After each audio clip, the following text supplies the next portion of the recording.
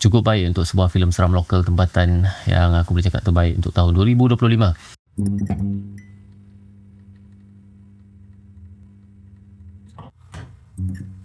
Malam Terlarang, satu lagi filem lokal, filem seram tempatan yang baru keluar 30 Oktober 2025.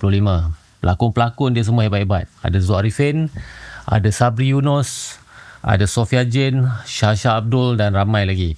So, filem ni sebenarnya aku tak adalah tunggu-tunggu pun, sebab ada beberapa filem lokal, filem seram tempatan yang memang aku tunggu-tunggu, tapi end up lepas aku tonton filem-filem tu, dia punya kepuasan tu tak sampai. Tak seperti apa yang aku expect. Aku tak tunggu pun filem ni, tapi lepas aku tengok filem ni, aku boleh cakap filem ni satu filem seram yang berjaya keluaran Malaysia untuk tahun 2025. So, filem Malam Terlarang, sebuah filem arahan Nohan Hisham Muhammad. Dia diadaptasi daripada, ataupun dia ambil daripada kisah misteri Nusantara tentang pemujaan pantai. Filem ni dia mengetengahkan tentang kisah misteri pemujaan pantai ni yang dipercayai adalah benda-benda yang mungkin akan bagi diorang hajat yang diorang nak. So, diorang puja pantai ni untuk dapatkan apa yang diorang nak. So, filem ni sebuah filem yang aku respect lah, sebab setiap apa yang aku tonton, daripada satu scene ke satu scene, daripada satu sequence ke satu sequence, disusun dengan rapi. Dan aku boleh cakap diorang ni bagi komitmen yang betul-betul kuat untuk hasilkan filem ni. Bila ada tim yang cukup kuat, jalan cerita yang cukup padat dan disusun dengan sangat-sangat cantik, maka terhasillah filem Malam Terlarang macam ni. Filem yang cantik, yang bertajuk Malam Terlarang ni. Aku suka dia punya plot. Tu aku punya first thing yang aku suka pasal filem Malam Terlarang ni. Dia punya plot dia tak adalah terlalu art berat sangat sampai korang tak faham. Tak, dan tak adalah terlalu simple sangat. Tak adalah terlalu klise sangat. Walaupun ada certain sequence, certain scene seram dalam filem ni nampak klise. Tapi bila korang tengok tu rasa ni benda yang aku nak tengok untuk sebuah filem seram. Dan filem ni dia bagi aku tak adalah seram sangat.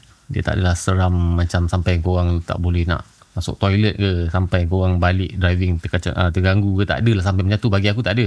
Tapi dia bagi korang kepuasan daripada sudut plot. Plot dia memang menarik bagi aku. Sampai hujung dia tu korang rasa tertarik, korang rasa macam tak sempat, nak rasa bosan untuk filem ni lah. Setiap karakter dalam filem ni ada peranan masing-masing. Ada benda yang orang kata sumbangan untuk filem Malam Terlarang ni. Aku memang respect lah dia punya susunan karakter dia punya plot dia, macam mana dia orang gabungkan setiap karakter, peranan karakter tu buatkan filem ni menarik lah. Memang salah satu filem seram tempatan yang terbaik aku tonton tahun ni. Aku dah tonton filem Laknat. Bagi aku untuk tahun ni, sebelum ni lah, walaupun filem tu cacah marba juga, ada part yang ada lompong sana sini, ada macam art berat sikit sampai korang tak faham, tiba-tiba muncul Sofia Jane kat ujung tu.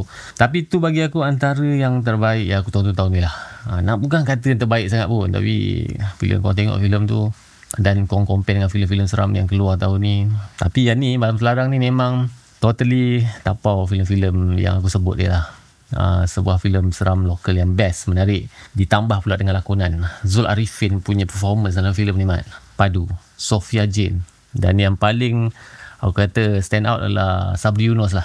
Sumbangan Sabri Yunus untuk filem ni memang padu lah.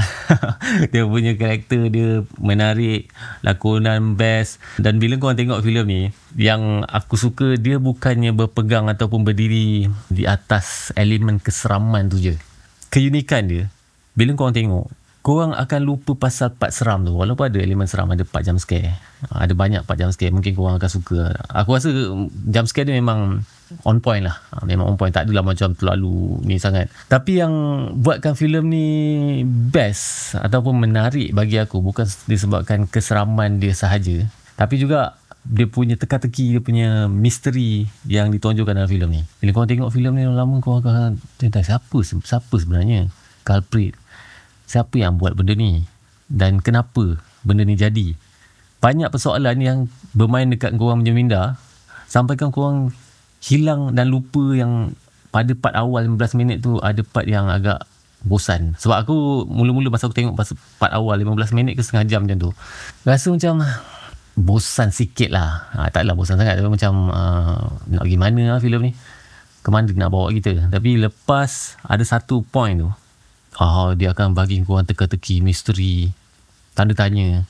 Set dia pun menarik. Aku suka set dia punya rumah yang dipilih untuk set filem ni memang cantik lah. Vibe dia macam filem seram Indonesia. Quality, production value dia tip top. Memang terbaik lah filem Malam Terlarang ni.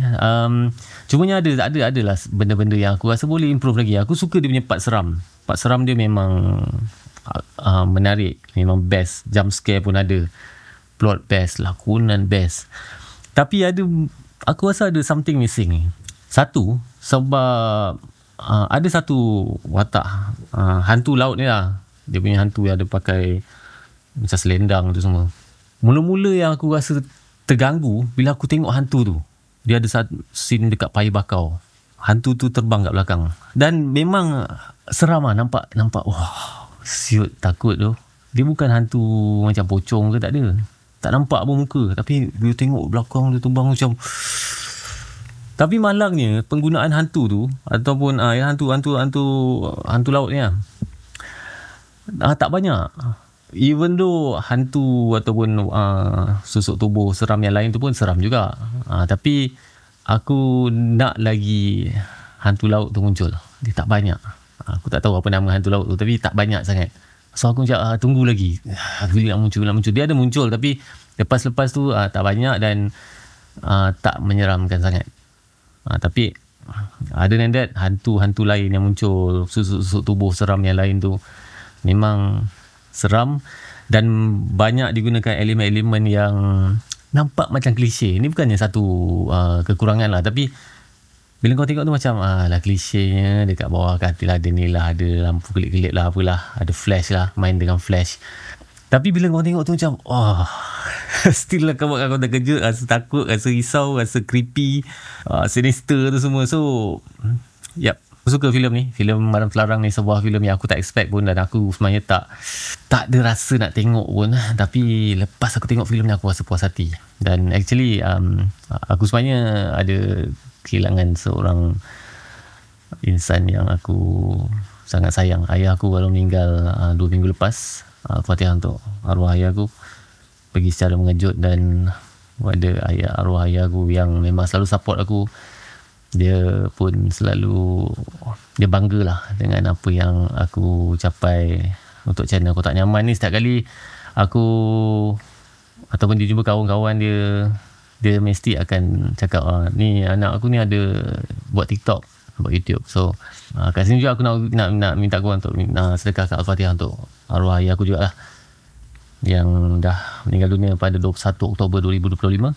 Dan filem Malam Terlarang korang boleh tonton dekat program sekarang. 30 Oktober 2025 dah keluar kat program. Aku tengok semalam, cukup baik untuk sebuah filem seram lokal tempatan yang aku boleh cakap terbaik untuk tahun 2025. Malam Terlarang, korang boleh tonton kat program. Dan kepada korang yang nak tahu rating apa semua, korang boleh tengok kat website Kotak Nyaman. Dekat sana korang boleh bagi review dan juga rating untuk setiap filem ataupun series yang korang dah tonton. So kepada korang yang dah tonton filem Malam Terlarang ni, cuba share pendapat korang tentang filem Malam Terlarang. Cuba komen kat bawah. Nyaman.